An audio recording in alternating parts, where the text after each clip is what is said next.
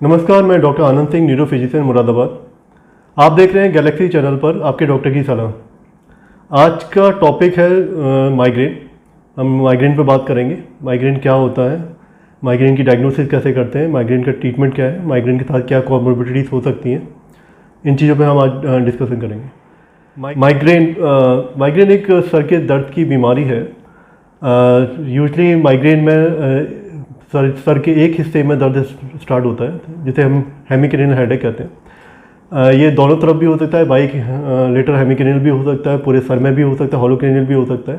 लेकिन maximum cases में ये वन साइडेड हेडेक होता है, एक तरफ के सर में दर्द स्टार्ट होता है। और यूजली ये थ्रॉबिंग होता है, थ्रॉबिंग या पल्सेटिंग, जैसे हमारे दिल की धड़कन होती है उसी तरह से हमें धक धक धक धक के साउंड या धक धक धक की तरह से हेडेक हमें दिमाग में फील होता है। इसके साथ हमें उल्टियाँ भी हो सकती हैं। इसके साथ हमें कभी कभी हमें लाइट से, साउंड से या स्मेल से प्रॉब्लम हो सकती है, जिसे हम फोटोफोबिया, फोनोफोबिया और ऑस्मोफोबिया कहते हैं। ऐसे मरीजों में तेज़ लाइट में दर्द बढ़ जाता है, तेज़ साउंड में, डीजे की साउंड में, तेज़ पार्टी साउंड में या टीवी की तेज़ आवाज़ से, इन चीज़ों से भी दर्द बढ़ सकता है। या सन लाइट से या तेज़ डीजे की लाइट से या तेज़ घर की लाइट से भी सर में दर्द बढ़ सकता है। कभी कभी ऐसे मरीजों में किचन में जो स्मेल्स होती है या डीओ का जो स्मेल होती है, उनसे भी ऐसे मरीजों में दर्द स्टार्ट हो सकता है। ये ट्रिगर्स होते हैं, जैसे हम ट्रिगर्स कहते हैं हेडेक स्टार्ट होने के।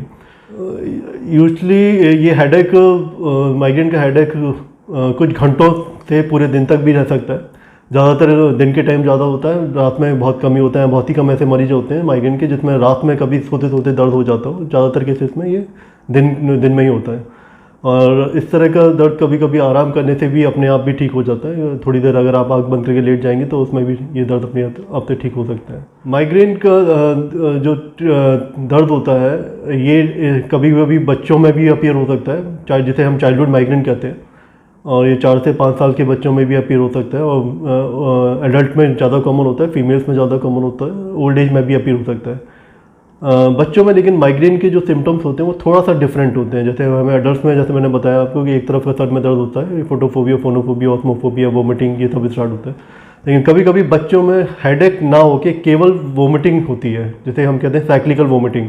वो भी एक माइग्रेन का पार्ट होता है, जिसमें केवल बच्चा कभी दर्द की कंप्लेंट ना करता है लेकिन उल्टियों की कंप्लेंट करता है।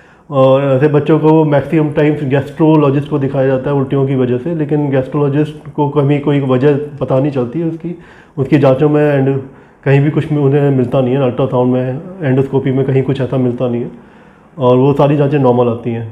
तो में कभी कभी इस तरह के केसेस अगर आपको दिखाई देते हैं कि जिसमें उल्टियाँ लगातार हो रही हैं और उल्टियों की वजह पता नहीं चल रही, तो वो भी एक माइग्रेन का केस हो सकता है। तो आपको अपने किसी न्यूरोलॉजिस्ट से कंसल्ट करना चाहिए ऐसे केसेस में।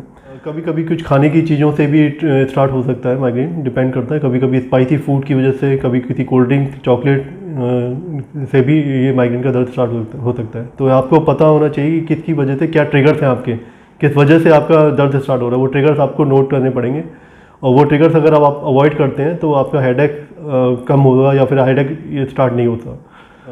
रात में नींद ना लेने से, रात में नींद पूरी ना लेने से भी कभी कभी सर में दर्द स्टार्ट हो सकता है माइग्रेन का।